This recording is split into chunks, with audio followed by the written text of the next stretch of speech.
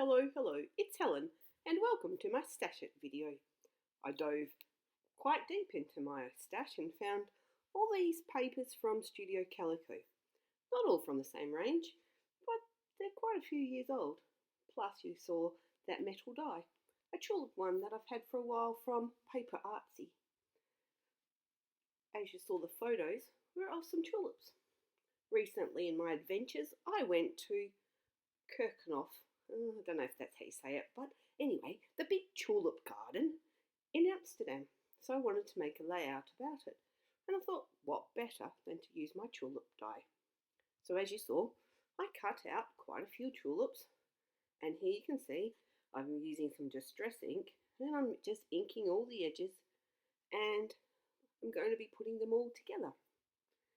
I must admit, when I started this layout, I really didn't have any great plan or idea of where I was going.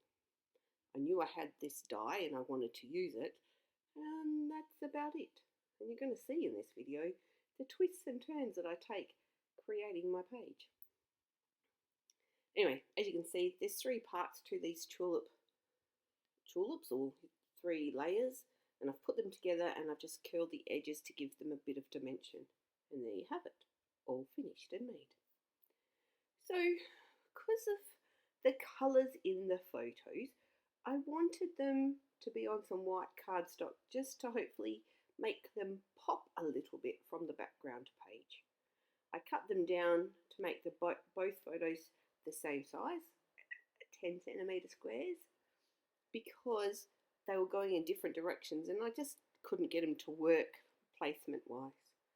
And originally I pulled out this green piece of paper, which I actually think is from some Christmas line years ago.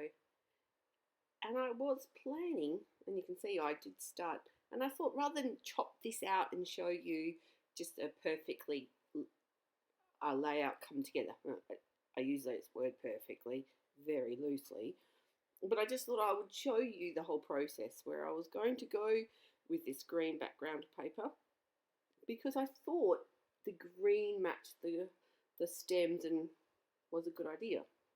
And I thought, all right, I'm going to have a border, the white border, to complement the white border around the photos. And I had this idea of these tulips bouncing across the bottom and one up the top there. And then this is where my dilemma started. I was like, I need to build around the photos. And the green is a little bit too busy and in your face. So I thought maybe I'll pull in some more of these patterned papers that I've used for the tulips and see what I can do. Layering up behind, trying to get it to work. And I couldn't. I don't know, I wasn't feeling it. It wasn't coming together. I don't know. Perhaps a coffee will help. So I kind of left it for a while, walked away, got myself a coffee, thought, right, what can I do? Maybe if I mute out the background a little bit, that will help. So I got out some trusty gesso, spread it across, thought, all right, softer layer behind the photo, so use some vellum.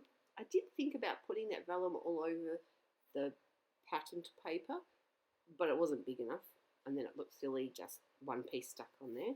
So I've used that to make a layer, and I'm going to layer some patterned paper now. Those ones that I had picked out before, but some of them are softer colours. And I thought, right, maybe this is the way to go, having some of the white or muted out parts of that background.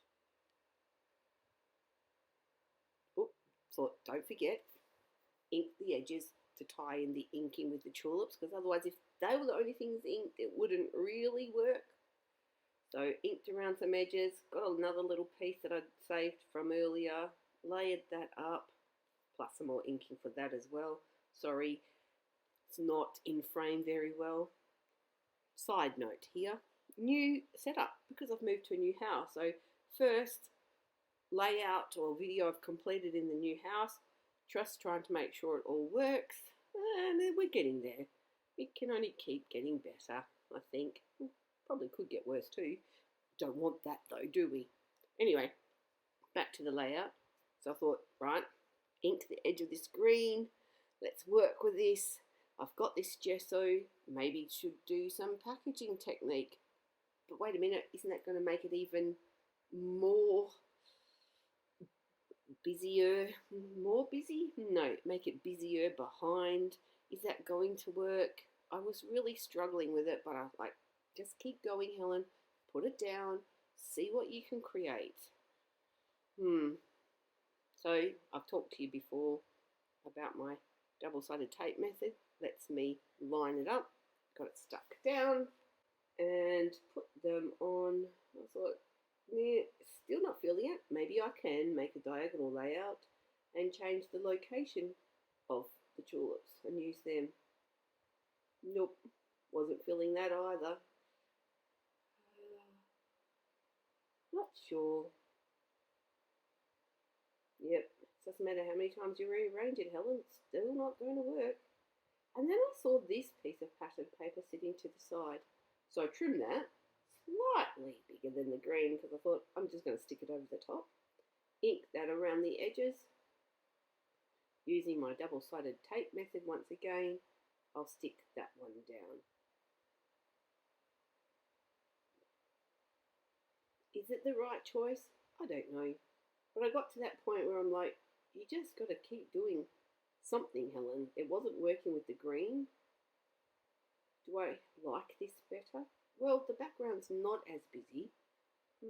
I think it kind of makes the photos pop a little bit more, and probably the colours all tie in better than on that green. The tulips are more of a focus. You're not so getting sidetracked or looking at that busy green and the white gesso. I didn't like it. So I just thought, I've got to get this done. I'm sticking it down. Decided to pull out some fun foam to put behind that tulip. What you didn't see was I actually stuck the bit with the sticky backing on it to the double-sided tape that I put on the back. So after fixing that, I then dove through my stash of bits and pieces and found all these things that I thought would go colour-wise and sentiment-wise. I've been holding on to these little die-cut love letters for ages. I can't even remember what collection it came with. Maybe a crepe paper one from years ago. I'm really not sure. These I remember I got as part of I was in Kitaholic Kit's design team, and I got them 1 month, and I've been saving them, but with a bit of colour. I thought those sentiments reflected what I think about the tulips, and so sticking them down because, you know, gotta keep doing something. I went back into my stash and found this alphabet from a Felicity Jane kit that I had sitting on the shelf. In actual fact, it's 2 different colours of yellow, well, yellow and a mustardy in the tulip, but you don't really notice it. And, you know, it all fits with the colours in the page anyway. I also found this sheet of enamel shapes in that same kit, and seeing as the colours all tie in, I've used them to make that trail diagonally across the page, hopefully to bring your eye from the tulip word down to the tulips at the bottom. Off camera, I also splattered some Heidi Shine gold, plus did some journaling to finish it off. And this is the finished layout. Not quite where I started, but at least I've got it done. Thanks so much for watching. Take care, and until next time, happy crafting. Bye for now.